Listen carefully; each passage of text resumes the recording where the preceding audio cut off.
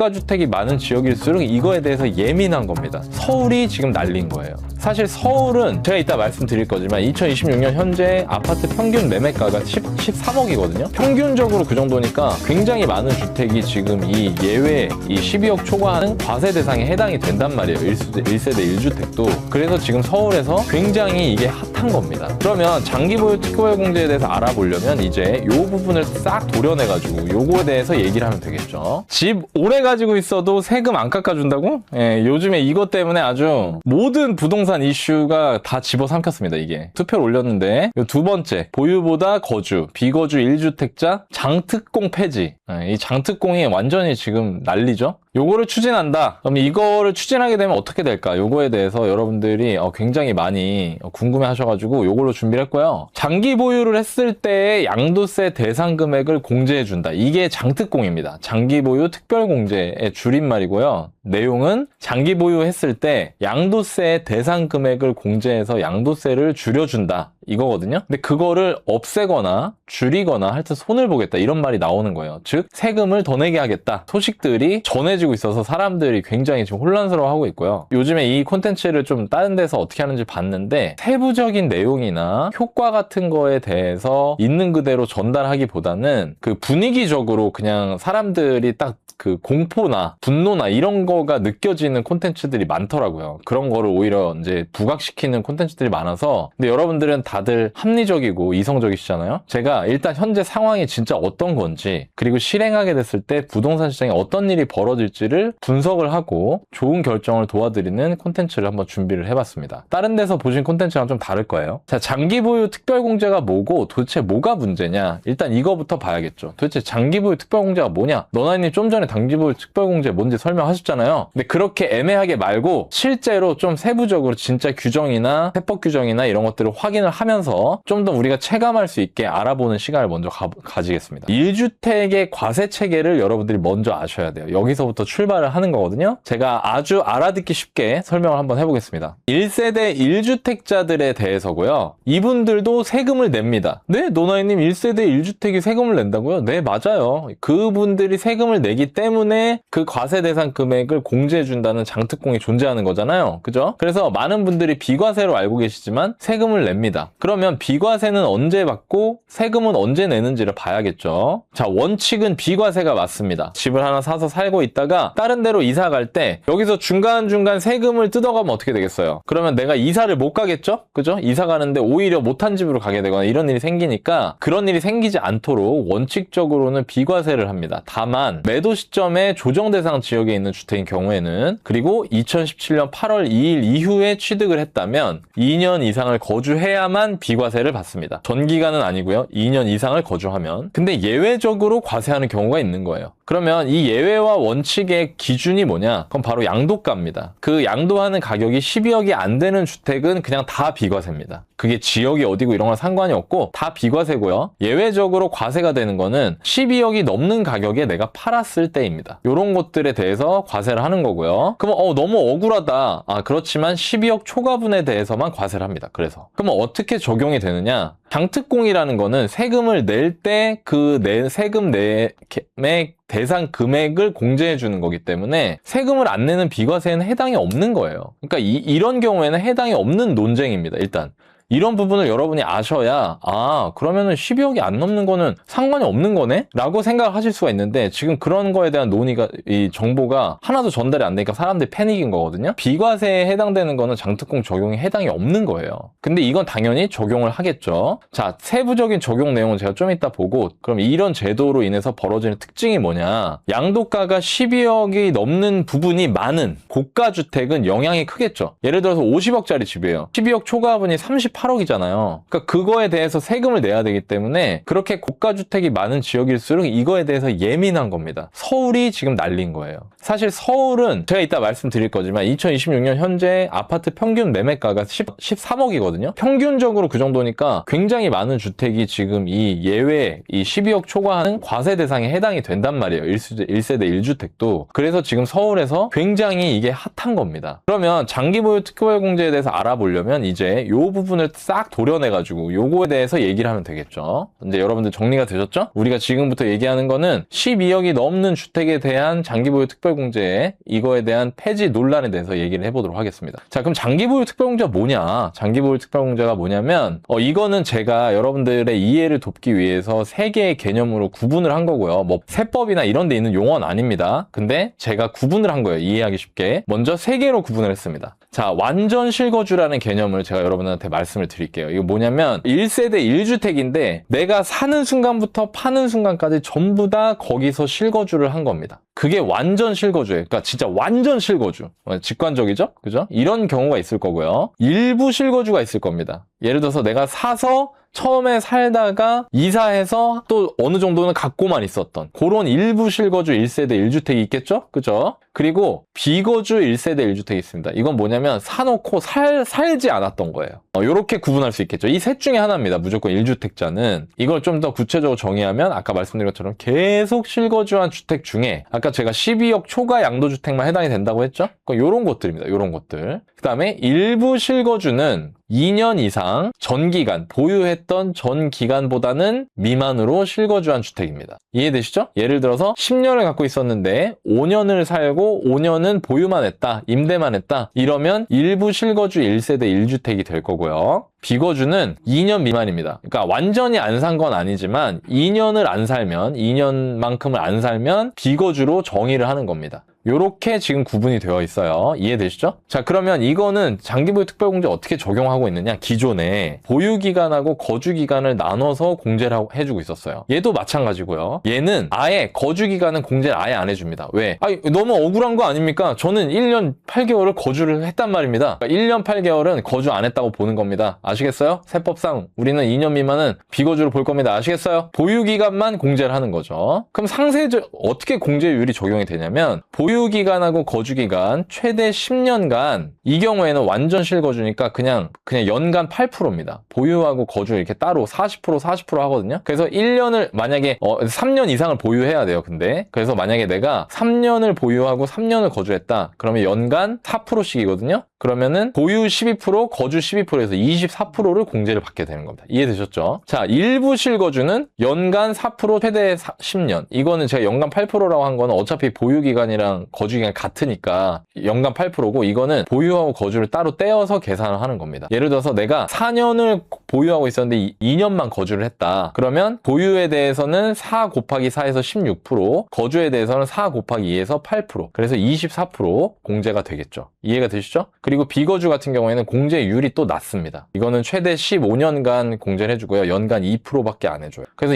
여기서 이미 이게 기존 제도입니다. 기존에도 비거주 하신 분들 같은 경우에는 공제율이 굉장히 낮았습니다. 일단은 이게 팩트예요. 그럼 최대 공제율은 얘는 80% 공제해주겠죠. 최대 10년 동안 연간 8%니까 얘는 76%가 되겠죠. 왜? 이게 만약에 최대한 10년 보유했는데 9년 거주한 경우, 이런 경우가 이제 최대가 되겠죠. 일부 실거주는. 그리고 비거주 같은 경우에는 30%가 15년 보유한, 그게 최대 공제율입니다. 자, 이제 개념이 이해가 되셨죠? 그죠? 이게 지금 공제율 보니까 오케이, 개념은 이해가 됐어. 근데 체감이 안 돼. 나를 체감시켜줘. 여러분들 지금 그러실 수 있단 말이에요. 그래가지고 제가 사례를 들어 설명을 해보겠습니다. 자, 2016년에 서울 아파트의 평균 매매가는 5억 3천만 원이었어요. 그리고 지금 현재 서울 아파트의 평균 매매가는 13억 1천만 원입니다. 10년 전에 서울의 평균 아파트를 사서 지금 현재 매도한다라고 가정했을 때 이렇게 되겠죠? 5억 3천에 사서 13억 1천에 매도를 하는 겁니다. 그럼 기존에 만약에 이분이 2016년에 사서 지금까지 계속 살고 있었다, 거기 실거주를 했다, 그러면 완전 실거주가 되기 때문에 장기보유 특별공제 80% 적용이 되겠죠? 그럼 양도세를 70만 원 냅니다. 적게 내죠? 이건 뭐 완전 실거주니까 이건 뭐 당연히 맞습니다.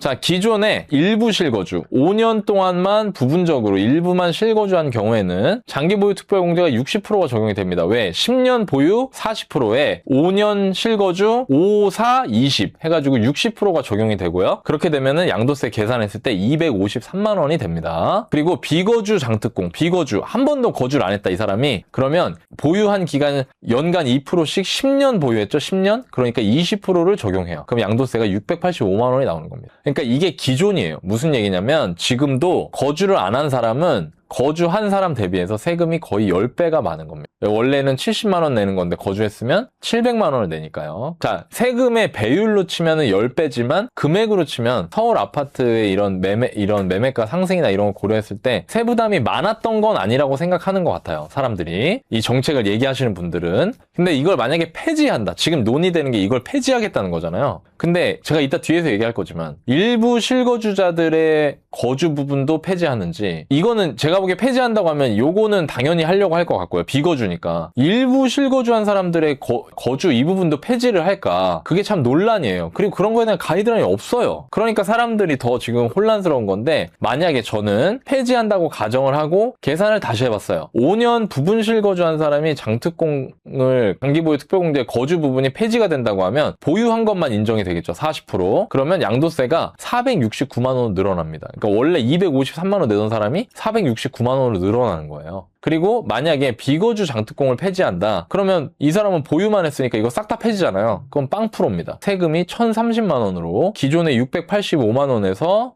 1,030만 원으로 늘어나는 겁니다. 사실 이전에 이렇게 비과세를 하고 또 초과분에 대해서도 장기보유 특별공제를 했던 이유와 의미는 거주 이전의 자유에 기반을 하고 있어요. 그 맥락은 뭐냐면, 내가 이사를 갈 때마다 국가에 세금을 내야 되게 되면 그러면 내가 이사하는 게 어려워지잖아요. 그러니까 그 거주 이전의 자유를 보장하기 위해서 그 과정에서의 세금 부담은 최대한 낮추겠다, 이런 제도를 운영을 하고 있었거든요. 정리하면은 기존에도 완전 실거주, 부분 실거주, 비거주로 나눠서 장특공을 차등 적용 중이었어요. 그래서 2년 이상 거주했으나 전기간 거주하지 않은 부분 실거주자들 같은 경우에는 거주기간 1년당 4%만 이제 적용을 해줬고요. 2년 이상 거주하지 않은 비거주자 같은 경우에는 거주 공제가 아예 없었습니다. 그냥 보유 기간에 대해서만 1년당 2%로 공제를 해주고 있었습니다. 자, 그럼 뭐가 문제였을까? 저는 이게 이런 생각이 들었거든요, 여러분들. 여러분들 한번 잘 생각을 해보세요. 세부적으로 뜯어보면서 이성적 한 걸음 물러나서 생각을 해보는 겁니다. 이전에도 거주 안 했던 사람들한테는 세금을 많이 더 걷어갔네요. 원래는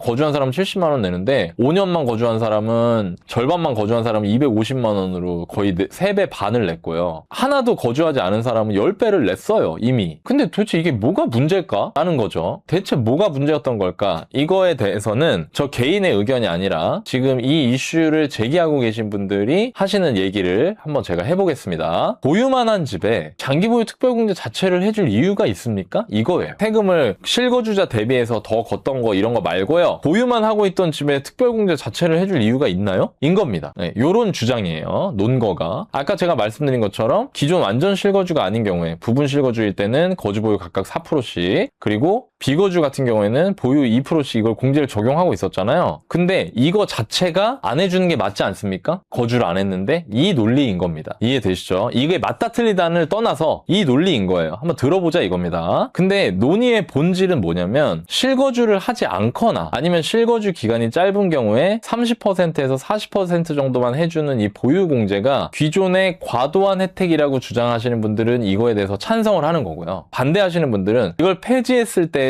큰 실익이 부족해요. 물론 세금의 배율로 보면은 뭐 3배 반, 10배 이렇게 더 냈지만 그 아파트 거래되는 금액을 대비하면은 세금이 그렇다고 폐지한다고 해서 더 많이 올라가는 것도 아니잖아요. 근데 이게 무슨 실익이 있습니까? 국민들을 괴롭히기만 하는 거지. 그리고 동시에 이렇게 했을 때 시장 효과가, 부정적인 효과가 나타날 수 있다라고 얘기하시는 분들은 반대를 하고 있는 겁니다. 자, 제가 왜 이걸 양쪽 얘기를 다 하냐면은, 제가 요즘에 콘텐츠 보면서 느끼는 건데, 저는 이런 게 있을 때 정책에 대한 평론을 하는 게 적절치 않다고 생각해요. 제가 정치 유튜버나 뉴스 채널이 하시는 게 맞고요. 그거는 저는 부동산 투자자 출신으로 부동산 시장을 면밀하게 일반 사람들이 시장에 참여할 때 그 관점에서 느끼는 거, 경험한 거, 그걸 바탕으로 그냥 이게 됐을 때 어떤 시장 효과가 있을 것 같다, 그러니 실수요자분들은 어떻게 대응하시면 좋을 것 같다 라고 말씀을 드리는 게, 제가 평상시에 이 방송을 진행을 하고 여러분들한테 뭔가 정보나 상황을 전달드리는 취지에 부합한다고 생각을 해요. 지금부터는 이게 잘됐다 잘못됐다를 떠나서 현재까지의 경과사항, 그리고 이후에 벌어질 수 있는 일들과 그게 벌어졌을 때 어떤 영향을 줄 것인지, 그거에 대해서 제가 말씀을 드려보도록 하겠습니다. 자, 장특공제 변화 시나리오는 뭐냐면은, 지금까지 이거에 대해서 뭐 정해진 게 아무것도 없어요. 정해진 게 아무것도 없는 상태에서 뉴스만 엄청나게 쏟아져 나오는 거거든요. 대통령이 SNS에 얘기한 게 있습니다. 그건 팩트기 때문에 그걸 기반으로 이렇게 바꾸려고 한다. 요걸 기준으로 어떻게 벌어질지를 제가 한번 말씀을 드려볼게요. 먼저 첫 번째로 이걸 시행하게 된다면 부분 실거주자들의 장기보유 특별공제 제도를 6개월 동안 유예하겠습니다. 시간적 여유를 주겠다 이거죠. 두 번째는 이후에 6개월 동안은 혜택의 절반을 축소하겠습니다. 그러니까 장특공 제도의 공제율을 절반으로 축소하겠습니다. 이 얘기예요. 세 번째는 1년 후에는 완전히 폐지하겠습니다. 이렇게 얘기를 하셨습니다. 말은 했는데 되는 건지 안 되는 건지를 모르겠어요. 그리고 문제는 비거주자에 대해서인지 아니면 부분 실거주자까지도 들어가는지 명확한 구분이나 디테일 없이 논의가 되면서 시장 혼란을 엄청 초래하고 있고요. 이게 쟁점이 되니까 지금 여당에서는 논의된 바가 없다고 말을 하고 있습니다. 그럼에도 불구하고 우리는 이게 진행이 된다는 걸 가정을 하고 생각을 해봐야겠죠. 만약에 이대로 진행이 된다면 시장엔 어떤 영향이 있을까? 아까 말씀드린 대로 하되 비거주자에 대해서만 폐지한다고 하면 비거주자는 지금 보유기간 연간 2%씩 최대 15년 30% 보유 공제를 하고 있다는 걸 폐지하게 됩니다. 근데 여러분들 아까 보셔서 아시겠지만 이미 공제율이 30%밖에 안 돼요. 원래 80% 공제하던 걸 다 폐지한다고 하면 영향이 크겠지만 30% 공제하던 거를 폐지하는 거예요. 이미 공제 수준이 높지 않았기 때문에 어지간한 고가주택이 아닌 경우에는 제가 보기에 보유 여부를 결정하는 데 있어서 상대적으로 영향이 크지 않을 것 같습니다. 집을 가지고 계신 분들이 기존에도 어차피 30% 공제밖에 못 받았기 때문에 이걸 폐지한다고 하더라도 계산기 막상 두들겨 보니까 뭐 세금 뭐 조금 더 내는 거네? 그 세금이 몇백만 원의 작은 돈이라는 게 아니라 내가 가지고 있는 이 몇 억짜리 15억짜리 14억짜리 집을 팔지 말지를 결정하는 데까지 영향을 주지는 않을 것 같다는 거예요. 제 느낌은. 그러나 어지간한 고가주택이면은 얘기가 달라지죠. 예를 들어서 집이 60억짜리 집이에요. 50억짜리 집이에요. 30억짜리 집이에요. 이런 고가주택 같은 경우에는 영향이 크다고 느낄 수가 있습니다. 이 30%라도. 금액 자체가. 그러면 이 사람들이 어떤 선택을 할 수 있느냐? 거주하러 들어갈 수 있는 거죠. 그 집에. 왜 그럴까요? 비거주를 채워야 되니까요. 그래서 실거주로 복귀를 할 수 있습니다. 여기서 문제가 생길 수 있다는 거예요. 제가 여러분한테 드리고 싶었던 얘기가 이겁니다. 이렇게 해서 만약에 실거주 복귀를 한다? 그러면 이 집에 비거주란 얘기는 임대를 주고 있다는 얘기고 거기에 임차인이 살고 있다는 얘기거든요. 근데 그 집에 집주인이 들어가는 겁니다. 계약갱 청구권 쓸게요. 미안한데요. 거부하겠습니다. 저 이번에 장기보유 특별공제 폐지돼가지고요. 세금을 너무 많이 내야 돼요. 그래서 제가 좀 들어가려고 합니다. 이렇게 얘기하면은 그분들은 나가야 되는 거예요. 제가 좀 답답한 게 뭐냐면 지금 전세 월세 시장이 완전히 초토화가 됐는데 이것까지 만약에 논의가 되고 실제로 이게 진행이 된다. 그러면 애꿎은 임차인분들은 특히 고가 시장에 있는 임차인분들은 거기 안 그래도 지금 전월세가 없는데 전월세가 더 없어지는 거예요. 그나마 다행인 분들은 계약갱신 청구권 같은 걸 사용하면서 그 집에서 2년을 더 있을 수 있는 분들인데 그 분들도 나가야 될 수도 있다는 거죠. 이게 진짜 영향이 클 수 있다는 겁니다. 이게 악영향을 줄 수 있다는 거예요. 그러면 그분들이 어떻게 되느냐? 그분들이 매매로 전환될 수가 있다는 겁니다. 이런 부분에 대해서 사람들이나 언론에서도 좀 다룰 필요가 있는데 지금 죄나 뭐 세금을 뜯어간다 이런 되게 자극적인 얘기만 하고 있는데 시장 영향은 이런 게 있다는 거예요. 여러분들 이걸 아셔야 된다는 겁니다. 일부 비거주자에 대해서도 폐지를 한다. 만약에 폐지 범위를 확대해서 그럼 2년 이상 전기간 미만 보유한 분들한테 거주기간 연간 4%씩 최대 10년 40% 공제를 폐지하겠다는 거고요. 완전 비거주자에 비해서는 공제율이 높았기 때문에 이건 또 심지어 보유 여부에도 영향을 줄 수 있어요. 그러니까 이분들은 더 들어가려고 할 수 있다는 거죠. 이런 분들 같은 경우 오히려 더 들어가려고 할 수 있어요. 그럼 이것도 마찬가지로 전월세 물량에 악영향을 줄 수 있다는 겁니다. 그리고 전세 수요의 경쟁을 높일 수 있는 거죠. 왜냐면 원래는 전세 수요로 시장에 계약갱신 청구권을 써서 나오지 말아야 되는 분들이 그분들이 나오면서 안 그래도 없는 전세집에 더 사람들이 몰려들 수 있다 이겁니다. 제가 보기에 이게 영향이 제일 커요. 오히려 지금 이 정책은 임차인분들이 유심히 보셔야 됩니다. 만약에 이게 충격적으로 진행이 되면 임차인분들 같은 경우에는 집주인이 나 들어갈 테니까 나가라고 하는 일이 심심치 않게 생길 수 있다는 거예요. 자, 그러면 우리 이 정책에 대해서 사람들이 내 집 마련 앞두고 있는 분들이 또 불안해합니다. 왜냐면 이분들은 부동산 시장에 대한 이해가 낮기 때문에 아직 경험이 없어서 이것 때문에 또 괜히 뭐 집값 떨어지는 거야? 막 이런 생각 하실 수가 있거든요. 근데 명확히 아셔야 되는 거는 이거는 다주택자가 아니고 1주택자분들이 정부 정책에 의해서 본인이 기존에 갖고 있던 생각하고 있던 있던 혹은 계획하고 있던 자기 집에 대한 활용 방향을 바꿀 수가 있는 거거든요. 그리고 그게 임대차 시장에 영향을 줄 수가 있는 거예요. 그러니까 이런 것 때문에 사람들이 불안해한다는 거죠. 지금 명확한 설명은 없고 내 집 마련 앞둔 분들이 이런 것 때문에 불안해서 내 집 마련을 해야 되나 말아야 되나 고민하시는 분들도 있다는 겁니다. 분위기가 이렇다 보니까. 그래서 제가 정리를 해드릴게요. 잘 보십시오. 지금 토지거래 허가제 지역은 어차피 실거주를 해야만 매수가 할 수 있습니다. 자, 그런데 지금까지 논의한 건 부분 실거주자나 비거주자에 대한 얘기예요. 실거주자분들은 이 지금 논의되고 있는 장기보유 특별공제에 달라질 게 없는 겁니다. 내가 그 집을 사서 한다고 해서 내가 세금을 더 내는 일은 아니라는 거예요. 이해되시죠? 내가 거의 실거주 할 거니까. 비규제 지역 같은 경우에는 또 12억 초과가 되게 소수입니다. 아까 제가 12억이 넘는 것들이 논의 대상에 포함된다고 했죠? 그러니까 지방분들은 사실 관심이 없어요, 여기에. 그리고 지방분들인데 내가 이것 때문에 불안해하는 거는 아직 완전히 이걸 이해를 못하고 있는 거예요. 12억 초과주택은 극소수이기 때문에 이분들도 달라질 게 없다는 거죠. 우리나라 모든 주택은 토호제 아니면 비규제잖아요. 그러니까 실수요자는 달라질 게 없다는 겁니다. 결론은. 토호제 지역에서는 어차피 실거주를 해야 되고 현재 시장 내의 매수자도 실거주 목적으로 접근을 하고 있고요. 보유기간 중에 실거주하면 결국에 최대 공제를 받습니다. 그래서 이 이슈로 인해서 매수에 여러분들이 분위기 휩쓸려가지고 매수 여부를 결정하는 거 이런 거에 크게 휘둘릴 필요가 없다. 첫 번째. 자, 두 번째. 비규제 지역에 내 집 마련을 고민하신 분들은 12억 초과 매물이 거의 없기 때문에 매도 시 12억이 넘어야 이슈에 해당이 되고요. 해당된다고 하더라도 실거주면 또 상관이 없습니다. 그래서 이 이슈로 인해서 이분들도 필요에 의한 실거주 매수를 미루는 거는 부적합합니다. 이렇게 생각을 하시면 될 것 같아요. 자, 정리가 됐죠? 제가 항상 강조하는 얘기지만 여러분들이 자본주의 사회를 살면서 부동산 투자를 하든 내 집 마련을 하든 주식 투자를 하든 뭘 하든 여러분들이 딱 하나 예측할 수 있는 미래가 있는데 그건 뭐냐면 화폐 가치의 하락은 예측할 수 있습니다. 화폐 가치 하락은 정해진 겁니다. 그리고 화폐 가치 하락이 되면 인플레이션이 오죠. 그쵸? 이것만 바라보시고 장기적으로 우상향할 수밖에 없다. 우상향이라는 게 그게 좋아져서 우상향하는 게 아니라 여러분들이 갖고 있는 돈의 가치가 떨어지기 때문에 가격이 올라가는 것처럼 보이는 거예요. 그것만 염두에 두시고 가족의 거주 안정 외에 나머지는 지금 나오는 이런 자잘한 이슈들은 여러분들 의사결정에 이게 부수적인 부분임을 아셔야 되고요. 그렇기 때문에 저는 여러분들이 지금 이런 상황과 상관없이 내 집 마련을 고려하시면 좋을 것 같습니다. 또 1주택자분들 같은 경우에는 아직 뭐 정부에서 여당에서는 뭐 우리 당에서 논의한 거 없다라고 하지만 사실 제가 이거는 좀 말씀을 드리고 싶은데 당연히 이럴 때는요. 저게 된다고 생각하시는 게 그리고 대응 준비를 하시는 게 저는 맞다고 생각을 해요. 이 방송을 보시는 분들 혹시나 누군가 볼지 모르겠지만 이런 정책들이 나왔을 때 굉장히 많은 사람들한테 영향을 줄 수 있다는 걸 한번 좀 생각해 보시면 좋을 것 같습니다. 지금 현재 사람들이 주장하는 게 아까 제가 찬성 측의 주장은 아니 보유하지 않은 집에 공제를 해주는 게 말이 됩니까? 그거 맞아요.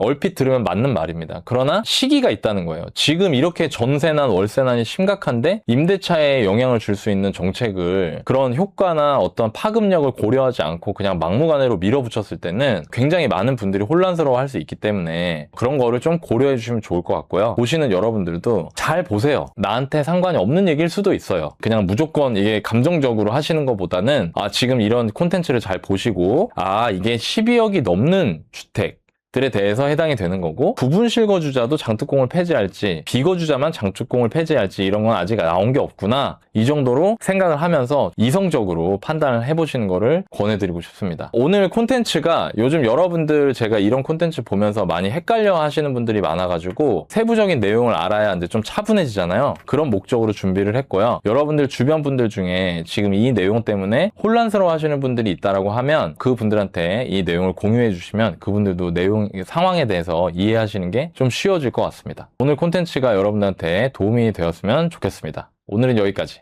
뿅! 네.